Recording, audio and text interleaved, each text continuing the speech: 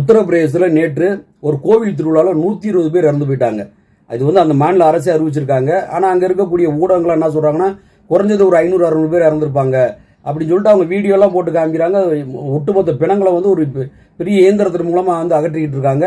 அதை பார்க்கவே அவ்வளோ மன வருத்தமாக இருக்குது. இன்னும் அங்கே நிறைய பேர் இன்னும் ஒரு 2-3 நாள் கழிச்சு தான் தெரியும் எவ்வளோ பேர் இறந்துருப்பாங்க அப்படின்னு அங்கே இருக்க ஊடகங்கள்லாம் சொல்கிறாங்க.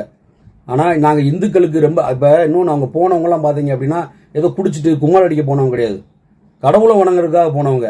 அப்போ ஒரு மாநில அரசு என்ன பண்ணணும் அப்படின்னா இதுக்கு முன்னால் இதே மாதிரியான திருவிழாக்களை தொடர்ச்சியாக நடந்துக்கிட்டு தான் இருந்திருக்கேன்.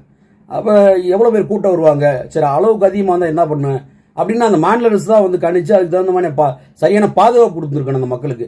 இன்னைக்கு இந்த ஒரு 500 குடும்பங்கள் என்ன ஆகுறது, இன்னைக்கு அவங்க இன்னைக்கு நெருக்கடி அனுப்பாங்க. 500 குடும்பங்கள் குடும்ப தலைவர் இறந்துருந்தா இன்னைக்கு அந்த குடும்பங்கள் பூரா என்ன நிலைமைக்கு வந்திருக்கு, இன்னைக்கு நடுத்தூரில் நின்றுகிட்டு இருந்திருங்க. ஆனால் அதை பற்றி எதுவுமே பேசாத இந்த பிஜேபி அரசு இதை பற்றி யாரும் பேசக்கூடாதுன்றக்காகவே 2 நாள் முன்னாடியே நாடாளுமன்ற கூட்டத்தொடர அப்படியே அந்த கூட்டத்தொடரை நிப்பாட்டிட்டாங்க. போதும் 2 நாளைக்கு முன்னாடி நிப்பாட்டிட்டாங்க. என்ன காரணம்னா இதை பற்றி யாரும் பேசிடுவாங்க அப்படின்றதுக்காக. இந்த கோயில் திருவிழாவில் நெரிசலில் இறந்து போனவங்களை பற்றி பேசிடுவாங்க அப்படின்னு சொல்லி. ஆனால் இந்த புனிதர்கள் தான் தமிழ்நாட்டில் 44 பேர் குடிச்சு செத்து போனேன் பார்த்தீங்களா. அதாவது கொழுப்புக்கு கள்ளச்சாராயத்தை வாங்கி குடிச்சிட்டு செத்து போனேன் பார்த்தீங்களா. அவன் வீட்டுக்கு யாரும் போய் பார்க்க போல, அவங்க இந்தியா கூட்டணியிலேருந்து யாரும் போய் பார்க்க போல, முதலமைச்சர் போய் பார்க்க போல. அதே போல இது ஒரு பெரிய தேசிய பேரழிவு.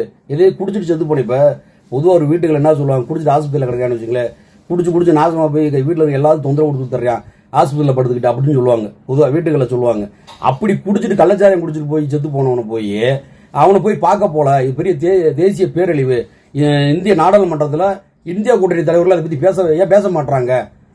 நம்ம இந்தியாவுக்கு மிகப்பெரிய தலைக்குனிவான விஷயம் இதையும் பேச மாட்டாங்க அப்படின்னு சொல்லி ரொம்ப கன்றாவியாக அரசியல் பண்ணிக்கிட்டு இருந்தாங்க. குடிச்சிட்டு செத்து போன விஷயத்தில் அரசியல் பண்ணிக்கிட்டு இருந்தாங்க. இந்த சங் பரிவார அமைப்புகள், அதிமுக கூட்டணியில் இருக்கக்கூடிய கட்சிகள், பிஜேபி கூட்டணியில் இருக்கக்கூடிய கட்சிகள், அதே போல முக்கியமாக சங் பரிவார் இந்த பிஜேபின்னு வச்சுங்களேன், இவங்க அவ்வளோ தூரத்துக்கு பண்ணிட்டு இருந்தாங்க. இங்கே எடப்பாடியும் சேர்த்து பண்ணிக்கிட்டு இருந்தாங்க. ஆனால் இப்போ 120 பேர் செத்து போயிருக்காங்க. இவங்க குடிச்சிட்டு செத்தவங்க கிடையாது, கோயிலுக்கு போனவங்க. நாங்கள் இந்துக்களுடைய ஒட்டுமொத்த பாதுகாவலர் அப்படின்னு சொல்றான்ல இந்த பிஜேபிக்காரன். அவன் இதுக்கு என்ன பதில் சொல்ல போறான்? இது நம்மளுக்கு மிகப்பெரிய தேசிய அவமானம். இது அதாவது இந்த சாவு 500 பேர் 600 பேர் முதல் கட்டமாக தெரியுது. இவ்வளவு குடும்பங்கள் இன்னைக்கு நிற்கதியாக நிற்கிறதுக்கு காரணம் அந்த மாநில அரசு. ஒரு சாமியார் கூட போட்டுக்கிட்டு தெரியாம பார்த்தீங்கன்னா தன்னை ஒரு கடவுள் மாதிரி. அதே மாதிரி இந்த பிரதமர் சொல்றாரு பார்த்தீங்களா, நான் ஒரு கடவுள் பிறப்பு அப்படின்னு சொல்லி. இந்த கடவுள் பிறப்பு இத்தனை பேரை எப்படி சாக விட்டார்? அந்த கடவுள் பிறப்பு மகாத்மாவோட நான் டைரக்டா பேசிக்கிட்டு இருக்கேன்னு சொல்லக்கூடிய பிரதமர் எப்படி இத்தனை பேர் சாக விட்டா? அப்படி எவ்வளவு கொடுமையான சம்பவம் அது.